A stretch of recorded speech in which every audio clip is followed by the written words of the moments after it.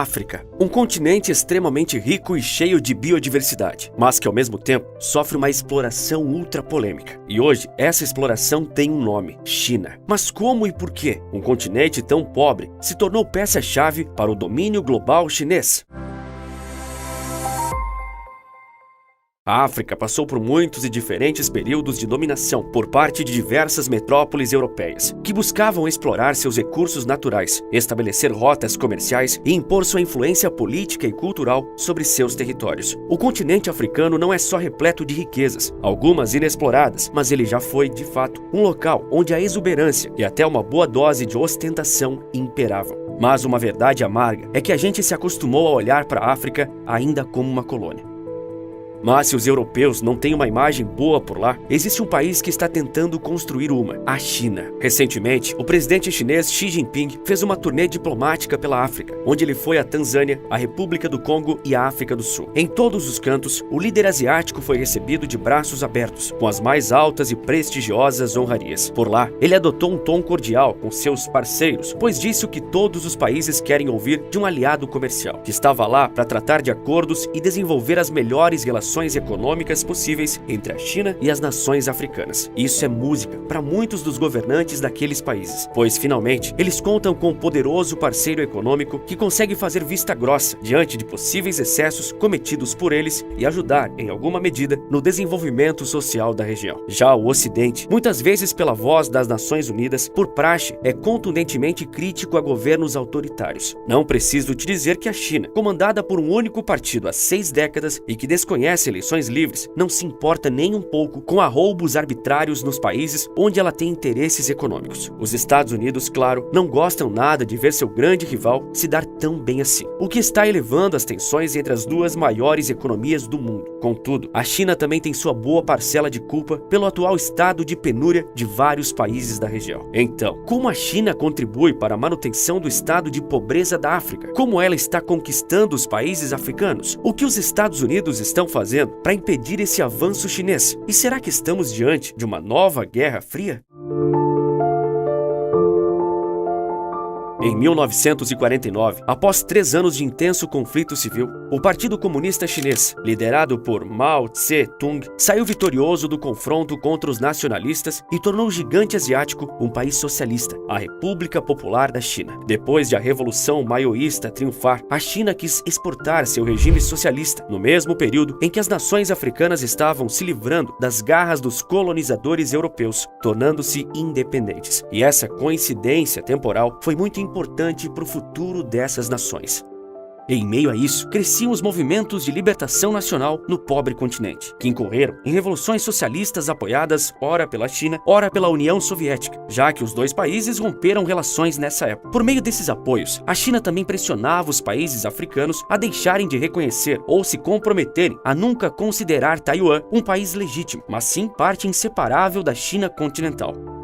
Com países constantemente em crise econômica, os governos africanos precisavam desesperadamente atrair investimentos estrangeiros. Mas como fazer isso quando eles próprios têm uma péssima reputação internacional de violação de direitos humanos? No Sudão, na década de 80, havia muitos conflitos civis sangrentos e o país era acusado de abrigar organizações extremistas. Assim, as empresas ocidentais foram estimuladas pelos seus governos a abandonarem o lugar. Com isso, a China entrou e encheu a nação sudanesa de companhias chinesas. Segundo o Council on Foreign Relations, os investimentos chineses no Sudão superam os 4 bilhões de dólares, o que faz da China a maior fonte de investimento direto no país. Ela não exige desses países de governos controversos uma guinada à democracia como os Estados Unidos fazem, até porque eles não são um país democrático e também não se importam muito com respeito aos direitos humanos, até porque são os países africanos que sempre travam a aprovação de representantes da ONU na China para averiguar denúncias de desrespeito aos direitos civis, votando sempre contra essa pauta.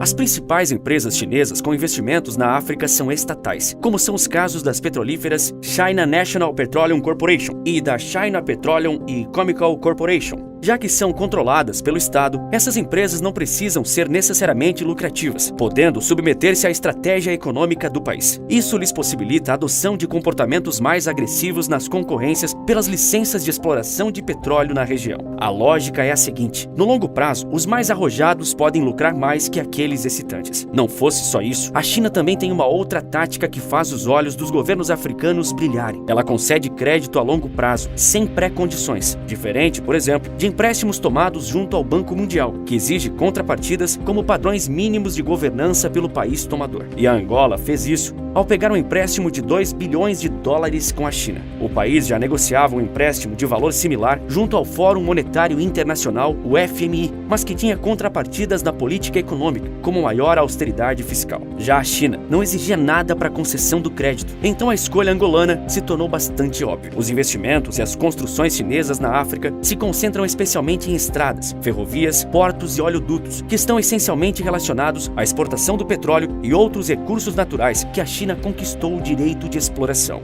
Os fluxos anuais de investimento direto no país asiático aumentaram de 74 milhões e 800 mil dólares em 2003 para 4 bilhões e 200 milhões em 2020. Apenas na última década, a China injetou 34 bilhões de dólares na região. A República Democrática do Congo, a Zâmbia e o Quênia foram os países que mais receberam recursos nesse período, respectivamente. O Congo recebeu 3 bilhões e 300 milhões de dólares. A Zâmbia ficou com 2 bilhões e 800 milhões e o Quênia outros 2 bilhões. De todo o investimento direto chinês no continente em 2013, pouco mais de 30% foi para a indústria extrativista, 16,4% para o setor de construção e 15,3% para o setor de manufaturas, evidenciando que a infraestrutura econômica era e ainda é o foco do capital investido pelo país. Só que apesar de toda essa história de a China não exigir contrapartida ao conceder crédito aos países africanos ser verdade, há um detalhe não muito óbvio. Num primeiro momento, nós podemos ver que, segundo o próprio Banco Mundial, em 2017, mais de 20 países africanos tinham um nível preocupante de endividamento com a China, com débitos impossíveis de serem pagos. Na Angola, por exemplo, o dinheiro chinês representa 40% de todo investimento estrangeiro no país. No Zimbábue, o débito com Pequim saltou de 48% do PIB nacional em 2013 para 82% em 2017. Já em Moçambique, ele duplicou nesse mesmo período, passando de 51% para incríveis 102%. Como esses países vão pagar dívidas que já são enormes e também não param de crescer, é a questão de $1 milhão.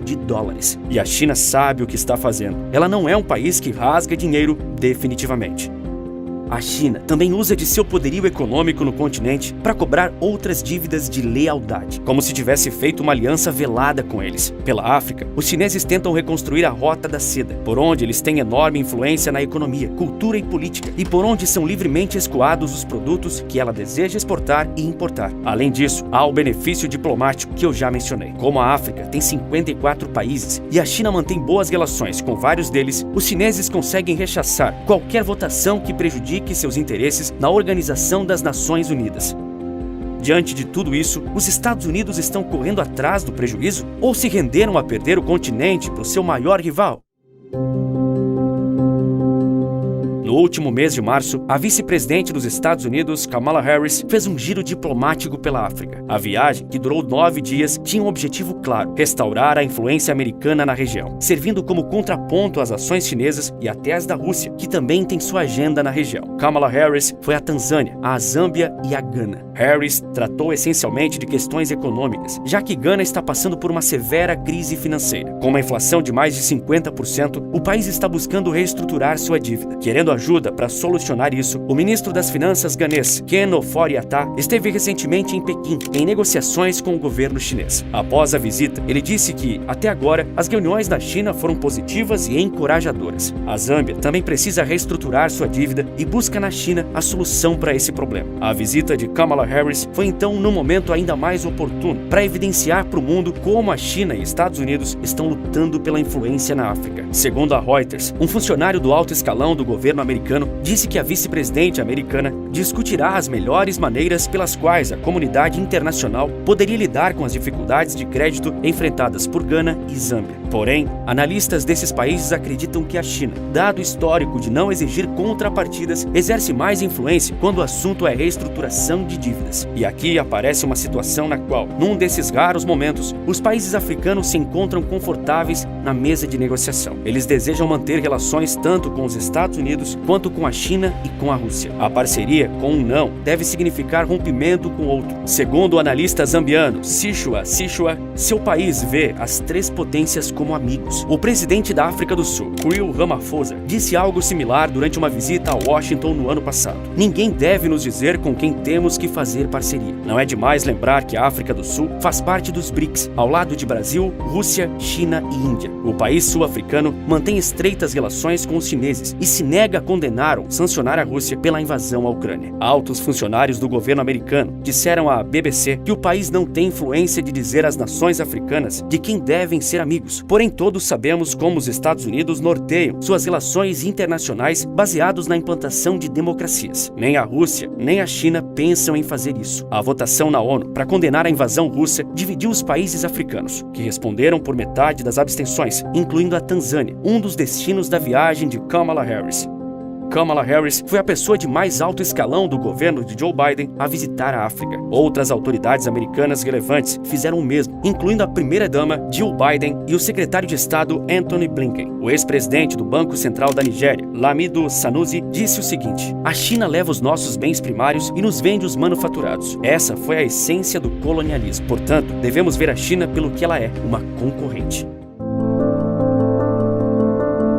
A China, por muito tempo, foi o parque produtor global, com o Made in China sendo uma expressão impressa em produtos por todo o mundo. Para reduzir a dependência dos produtos do leste asiático, os Estados Unidos estão gastando centenas de bilhões de dólares para voltar a produzir certos itens tecnológicos em seu próprio país, como chips semicondutores. Diante de tudo isso, é evidente que a rivalidade sino-americana está no patamar mais elevado em meio século. Porém, ainda não é apropriado dizer que seja, de fato, uma nova Guerra Fria, já que a disputa naquela época era por dois sistemas econômicos diferentes. Hoje, a maior parte do mundo civilizado já entendeu que a liberdade econômica é o único caminho para a prosperidade, até a China. E a liberdade econômica me permitiu criar isso. Eu não tinha nenhuma habilidade inicial, apenas aproveitei de uma tecnologia muito pouco utilizada, que esteve escondida embaixo do nosso nariz esse tempo todo. Te explico melhor em uma aula grátis no link aqui embaixo, que clicando você estará dentro dela. Você pode apontar a câmera do seu celular para esse QR Code aqui também. E eu sempre lembro vocês de me seguirem também no Instagram. Eu consigo ter um contato bem mais próximo de você. Quer descobrir por que a economia da Rússia não colapsou após as sanções? É o que eu te conto no vídeo que está aparecendo agora na sua tela. E por esse vídeo é isso. Um forte abraço e bons negócios!